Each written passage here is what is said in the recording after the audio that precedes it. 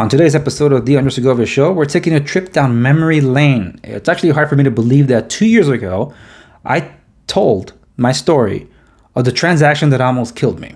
I did it all in one sitting, but I had to break it up into 3 episodes because it is pretty lengthy. I just wanted to mention that this was something very personal of mine, and I kid you not when I say that this is the transaction that almost killed me. And I wanted to get out of it so bad. But I don't quit. When I commit myself to something, I see it through. And I hope this gives you some insight as to exactly what I mean by being put through a ringer and not backing down against all odds. So I hope you enjoy. This is part 1 of the transaction that almost killed me. You're listening to the Segovia Show.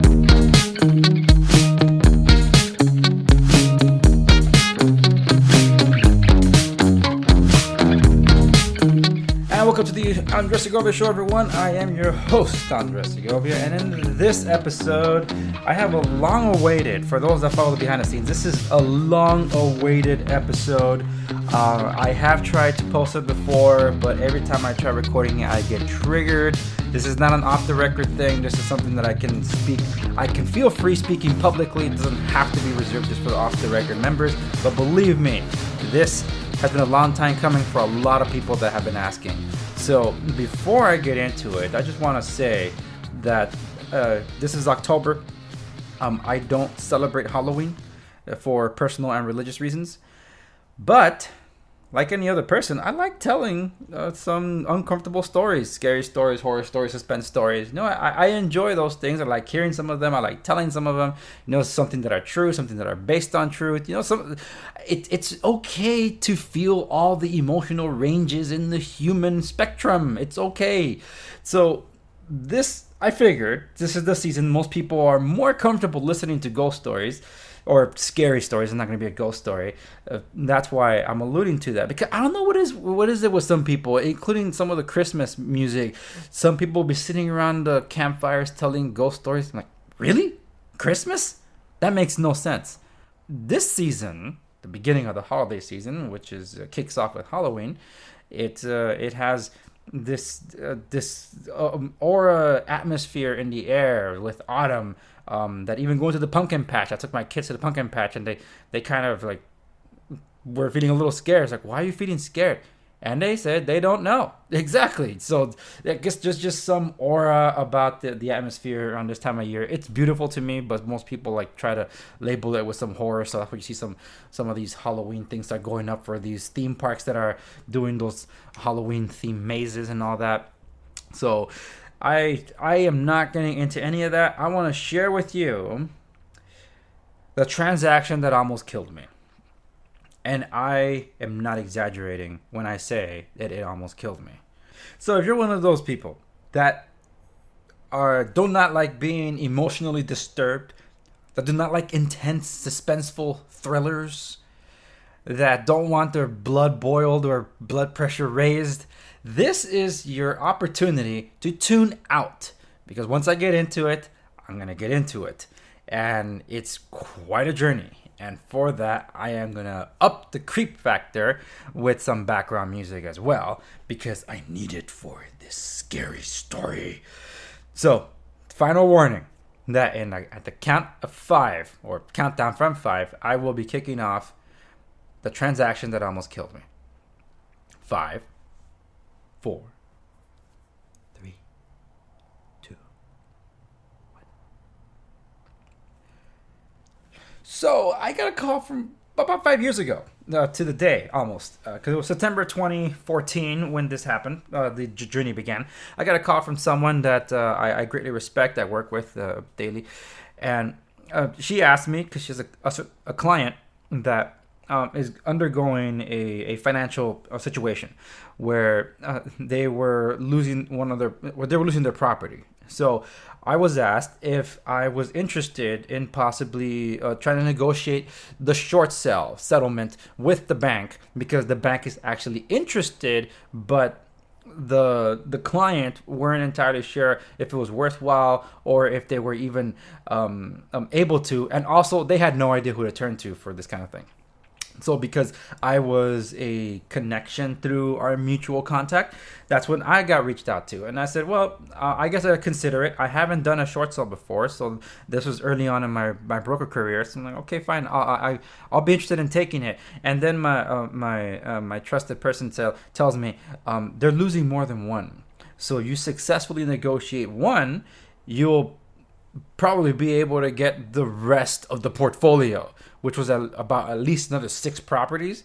I'm like, wow, so this is a bit of a gold mine. So that was a bit of I guess the main draw, that there's possibly more business in store from just one client if I can successfully negotiate this one, because it's different banks, different mortgages, and it operates kind of similar, but the procedures could be a little different with what some of these banks are looking for, more particular, because we're talking about different clientele here.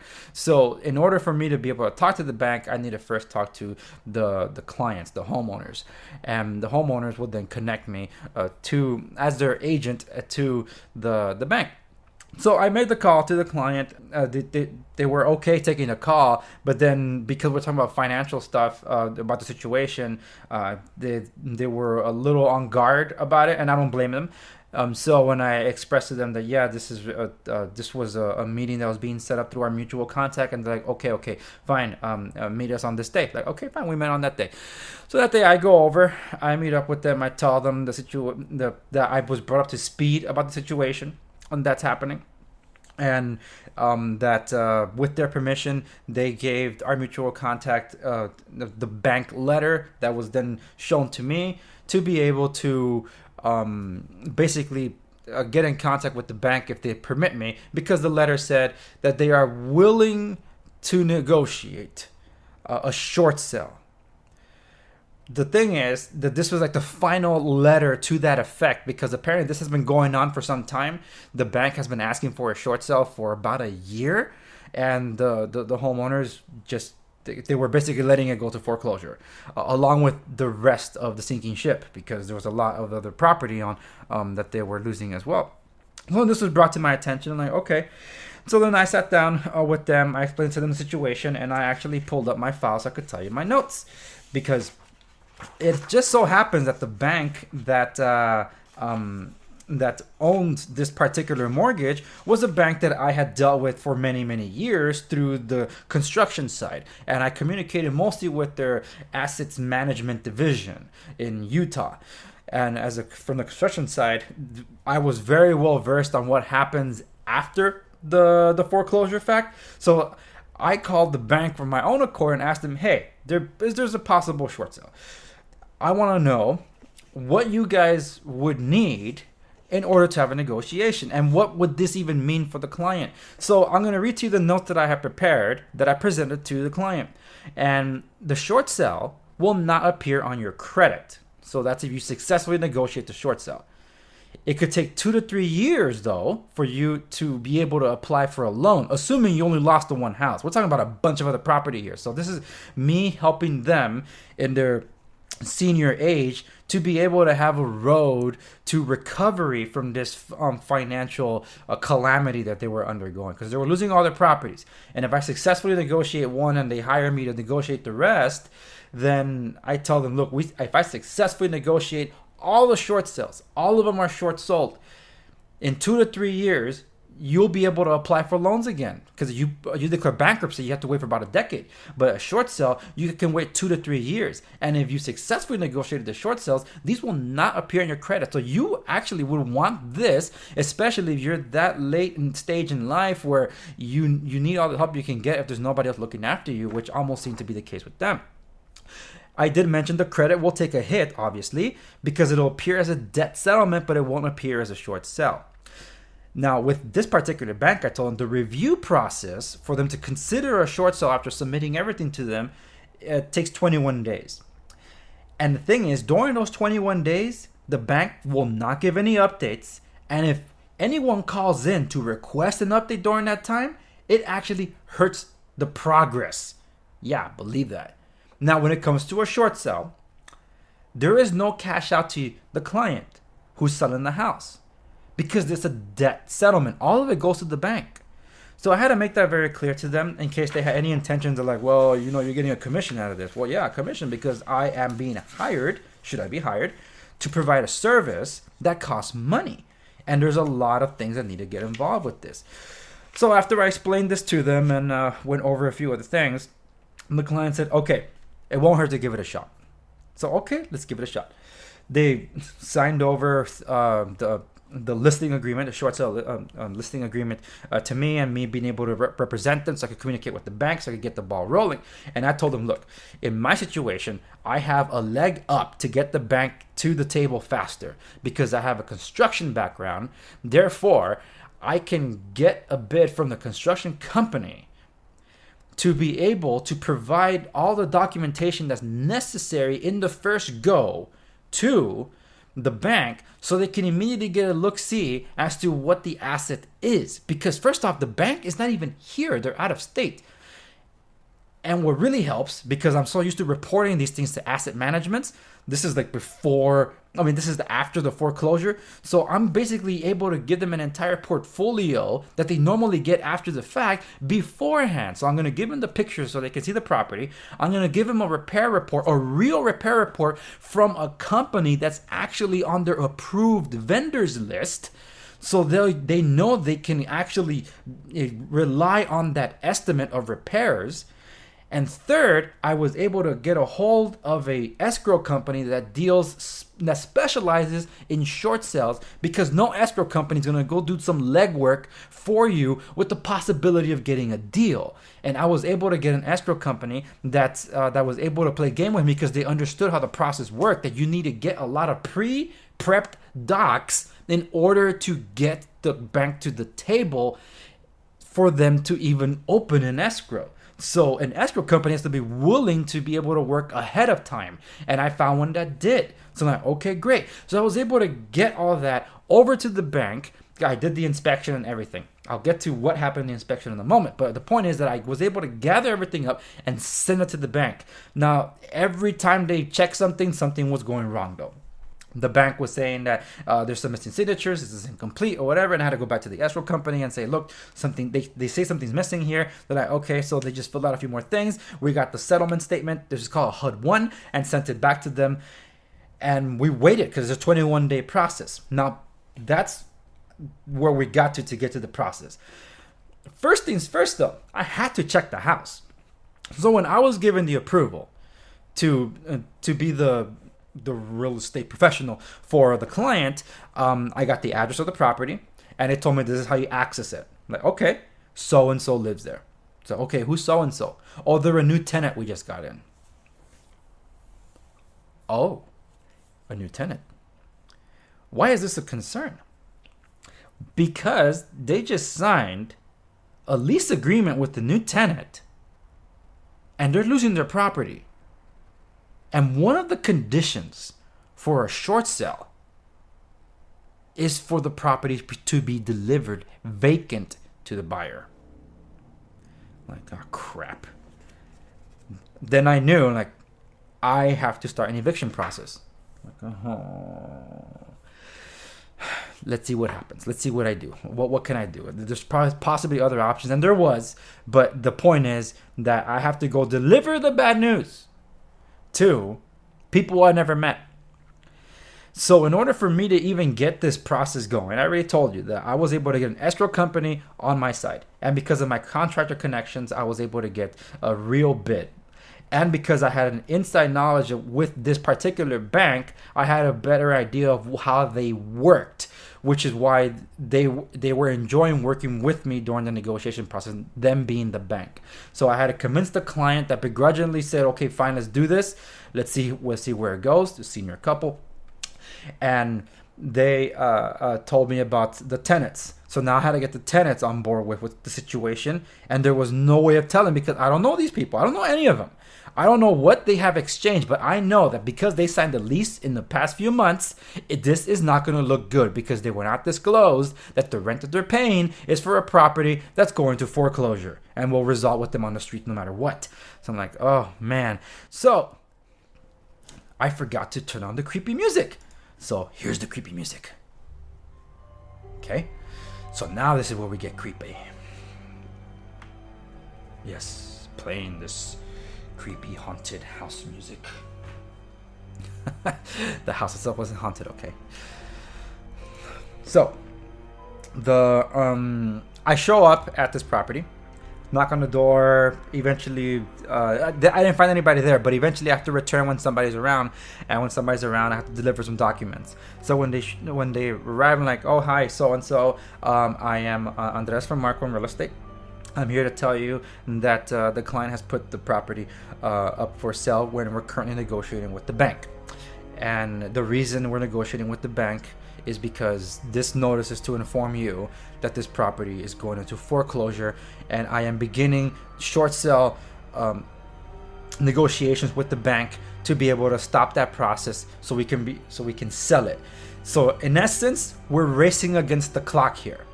And they looked at me with these eyes, just look in their eyes. This nice couple that had 3 children. Remember, this is September when I got the call about this. I start the proceedings in early October.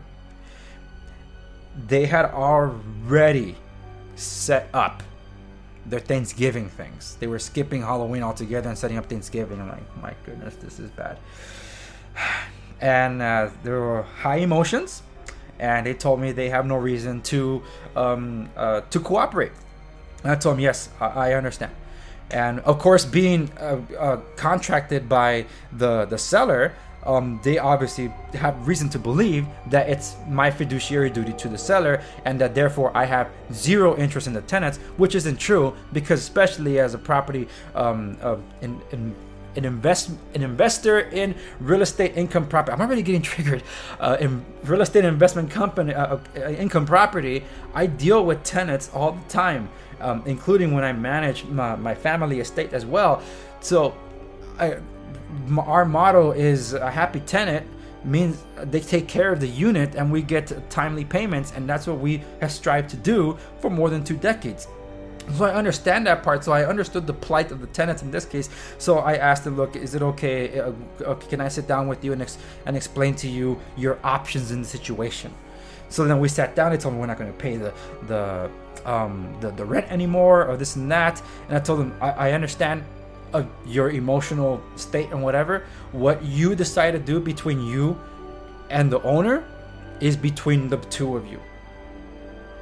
The situation we're faced with now is out of the control of the owner. This is the bank, the true owner of this property, because the client used a bank loan to pay for this property. Therefore, they don't have the say when it comes to the sale, but they are the vessel in which the bank can liquidate the property. So I am here to tell you what the bank is prepared to do for you in this situation, because one of the conditions required is that you vacate the premises. And of course, we're not going to vacate the premises. We've got into this lease and whatever, but we're not going to pay our rent and this and that. You know, that's all. Again, whatever you decide to do between you and the property owner is between both of you. I'm here to tell you what the bank is prepared to offer you.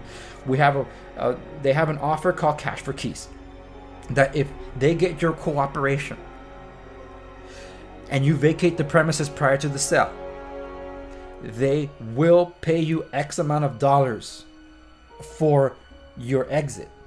But that money cannot be exchanged until escrow closes.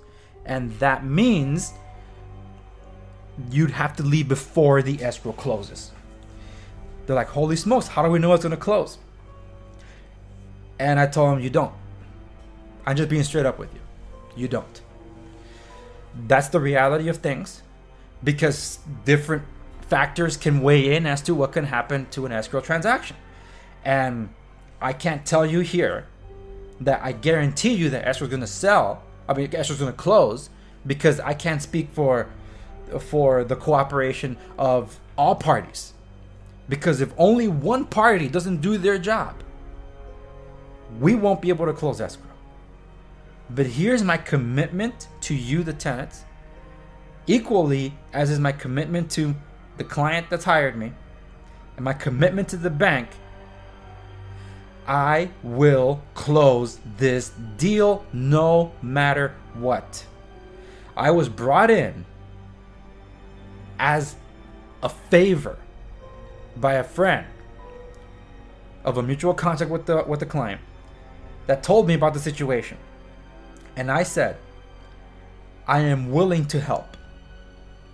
I even went to the bank, and the way I got the bank to the table was this: bank, I will do this for us, a lower commission than you're typically used to paying out.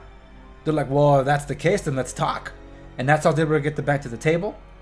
That's how I was able to get the seller, in this case the client's cooperation, because I was able to strike a chord with the bank. And the tenants, they warmed up to me. They understood they understood that I understood their plight, and they also understood that I was very serious in getting into this, because I made something very, very clear that's not understood by many people for some reason. I told them, and I, as a broker, you need to know, because most people believe that agents run away with people's money. We don't get paid until escrow closes. So believe me, it's in my interest to get this deal settled and closed and make sure that escrow wires the funds, because my office gets the money first before they cut my check. So I need this to happen because it's in my interest, as would be for you, to get this going. So they gave me the cooperation. We exchanged information. They gave me my contact information, and I told them I will never let anybody show up without you knowing. Any exchange of correspondence, you'll hear from me first, and if I have to deliver something, I will. So that was my commitment to the tenants, and they, with some skepticism, of course, begrudgingly agreed, because they were realizing they weren't having much of any options here. I would understand, because I'm sure they did. They probably looked into their legal options by speaking to an attorney and contacting friends that they have that might be familiar with the process. But that had nothing more to do with me. It had more to do between them and the seller, if it ever got to that point. So let's go now to the 21-day process that the bank is having to review all of this, because I'm doing this entire review the bank is doing this entire review, and I don't even know if they're even going to give the green light to consider this. So I turned everything over. They're like, okay. They said that they have some questions, as in, do you have a buyer? And it's like, well, I do have a buyer, and as someone that's interested in purchasing the property, but they would not purchase for any more than this much. And because of the state of repairs that the property is in, that was the bid that you saw. They're like, okay, well, if they can raise it up a little more, then we'll get to this point. So I was able to talk to my buyer that I did bring up, because I worked with sellers and investors. That's why I have a pool of investors that I work with. So I told them about this property, and they were able to provide an offer for it before going more so into the market. So it was able to be one day on the MLS, because there was some inside baseball that helped with this one. With this transaction, to get them to the table, because I didn't have any time to market this thing. So my buyer ends up backing out from the process when the bank demands more. So I told them, okay, let me shop it around. Is it okay if I have time to shop it around? They're like, yeah, go ahead, but you don't have much time. You have like 5 days. I'm like, oh my goodness. Well, let me see if I can find a buyer. And sure enough, I was getting calls from the first day. Like the first day that was on the MLS, I already had my buyer. But then some other ones were coming in. They were coming in a little lower. So that's why my buyer was still the better option. So it's not like I wasn't trying to look after the interest of the bank, okay? Because I want to disclose first and foremost that my interest was in getting the bank and the sellers to come to an agreement to be able to proceed with the sale. And my buyer was very serious and was making a serious offer for the property. I wasn't trying to secure a low ball for my investor, but I was trying to secure a deal for them, in a sense that they had a shot at getting a property for less than normally would be the case if it was a fixed up property, because this was it's a property that needed some upgrades. But with the situation being that and that the bank was not entirely happy with the offer being a little lower than they wanted. That's when they said that they wanted to see even more bids. So my buyer backed out of that one. More people were contacting me through the MLS, but they were offering less than my buyer. So again, I was presenting the better offer to the bank. So I was looking after their interest.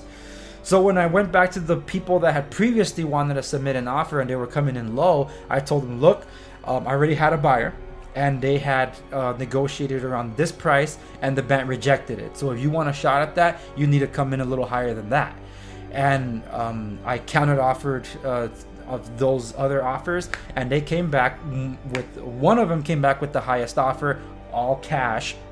And that's what the bank wanted to hear, that it was an all cash offer and that they were offering a lot better than my original buyer was, which was good. So when this buyer contacted me, it was the buyer contacted me directly and said, we want you to represent us. Like, okay, so you think that's going to help you in this sense then? That's what the original contact. I told them, I already have a buyer. So when my buyer backed out, I told him, look, my buyer backed out. Do you have an agent to represent you for this thing? And they say, no, we'd rather you did. So I'm like, okay, I'm willing to represent you then. And then the bank liked it. But we kept going back and forth with the bank and escrow, because something kept saying that, look, something's missing. Like, what else is missing? And it was about like 20 something days into it where it looked like the short sale was going to fall through, because a glitch happened on their system. They're like, yeah, we're going to stop the short sale proceeding. We're going to proceed to foreclosure. I'm like, but why? Because something didn't turn up on the HUD-1. It's missing. You guys never provided it. Like, what do you mean you didn't provide it? I have an entire call log I've been keeping with you, bank, and this and that, and I spoke to so-and-so, and I have all the names, I have their ID numbers, and I have the dates and the times that I spoke with them. They're like, wow, you're very detailed. Yeah, I can't make all this stuff up. And I spoke to so-and-so in that department. They're like, oh, okay, let me look into this. So then they looked into it, it's like, oh yeah, sorry, it is here. We're going to remove it off the list of the thingy. We can proceed. Sorry about that. It was a mix-up in paperwork. Like, please don't let it happen again. Because that was a bit of a scare that we had gotten 1 month into this deal to make things work out. And then that thing happened. So like, okay, we're going to proceed with our review process. And then we'll let you know if we need anything else. So like, okay, good. So with the bank eventually saying, yes, we'll accept this offer, we'll work with it, we'll go for it, you have permission to open escrow. I informed the buyers, like, look, buyer, they accepted the offer, there'll be no more countering here, so let's get escrow opened and let's proceed. So I contacted escrow and so let's get this going. And the escrow rep that I had been working with, she said, great, I have a very trusted title company that's going to help us in this situation, because in these situations with short sales, we need to be very careful with title. I understand. So within the first 3 days, as you could tell, it's a very long story. So in the first 3 days, the preliminary title report comes back, and something pops up in the title report. They're like, hey, it looks like there's a second mortgage to this thing, not just one. It's like, okay, what does that mean? There's a second mortgage. Yeah, okay, yeah, but what does it mean? It's like, well, what it means is that the current mortgage holder is the one you're negotiating with. But there is a second mortgage holder that has rights to this property that doesn't know about this proceedings, and they must be let known beforehand about the situation, because they'll have to get involved in title in order for us to be able to clear title to then be able to sell it. It's like, okay, this was the clock that was starting as of that day, and I said, okay, I'll look into it. I'll find out if they know anything. I'll talk to the client. So like, okay, I want to go talk to the client. It's like, hey, client, we got the preliminary title report back, and just something popped up. Do you have a second mortgage on this property? They're like, not to our knowledge. My goodness, what could it have been? They don't remember. And apparently that second mortgage was like over 10 years old. So whatever it was, they don't even remember. They don't remember if they ever paid it off, because they don't remember any collections on it. So it's like there was just really nothing there. And Like, okay. I looked at the bank didn't exist anymore, so I contacted escrow and title when I told them about the situation. They're like, okay, we'll just leave it alone. And the escrow told me, yeah, it's gonna be scratched off, so we won't have to worry about it. Like, okay, that's fine, because that's what supposedly the title rep had told the escrow officer. And I'm only conveying information here, people. I'm not saying this is what people should be doing. I'm just telling you what they told me. So I didn't think much any more of it, and just dealt with the transaction side of things with the buyer, seller, and the tenant. Then one day I get a call from the tenants. This is late October, nearing Halloween. So I get a call from the tenants, and they told me, how could you do this to us? This is not what we agreed upon. I'm like, I'm sorry, what are you talking about? They're like, you sent us a letter. I said, I didn't send you any letter. It's like, yeah, we received a letter that's demanding payment for the rent. I'm like, demanding payment for the rent? Oh, does it have the client's name on it? It's like, yeah, it has the client's name on it. It's like, okay, that has nothing to do with me though. Did you guys stop paying the rent? Yeah, we stopped paying the rent because he's not paying the mortgage. It's like, okay, remember, that's between both of you. But please, let me talk to the client. Because they said, yeah, you better talk to the client, because we're not going to move out anymore. We're not going to cooperate with your transaction anymore. So I'm like, oh crap. Let me just talk to the client, okay? Because I cannot lose their cooperation, because if they don't leave, I cancel the property, because the buyer's expecting the property to come in vacant per the agreement, because the bank said they only sell if it's vacant. And the buyer has said they will not take it without being vacant. And I can't successfully negotiate a short sale if I don't have a buyer that will acquire the property. In this case, vacant. So I call up the client. I tell him, and I'm upset because, like, did you send a demand letter to the tenant? And he's like, yeah, I did. It's like, oh, come on. It's like, Andres, I'm suing them. It's like, oh my goodness, you're suing them. It's like, yes, Andres. I mean, they're being kicked out. When they're kicked out, they still owe me rent per the lease. It's like, well, technically he's right. So that's a lesson for you folks. A landlord still has the power to do that, because you enter an agreement with him. You didn't enter an agreement with the bank. So back to the thing. And when he told me that, I'm like, oh my goodness, sir, do you understand that I'm losing the cooperation of the tenants? I might not be able to successfully negotiate this short sale if I don't have the cooperation. Well, I don't mean to step on your toes here, but whether you negotiate it successfully or not it means nothing to me. I just want to make sure I secure my money.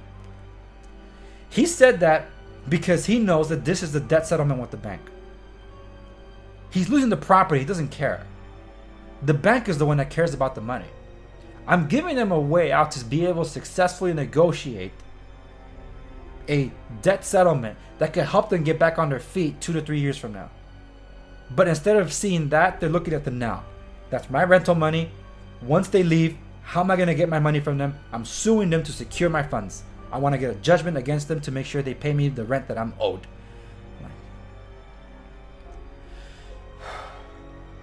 Sir, let me deal with this. So I drive straight to the property, which is about 30 miles from where I typically am, and it's about a 1.5 hour drive in traffic every time. So I go over, I see the tenants, like, hi, I came directly to you. Can I see the letter?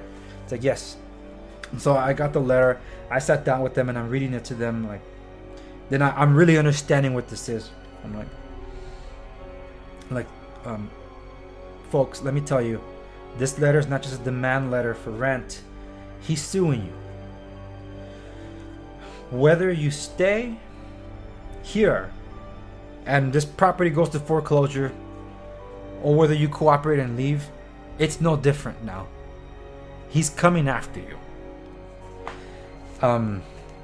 He says he wants to secure his money, and this is how he's securing it. He's suing you because you didn't pay him the rent, so he's suing you for the back rent and the future rent that's owed, etc., per the lease. And you're gonna need an attorney to fight this. And they didn't like hearing any of that, obviously. And I told them that, look,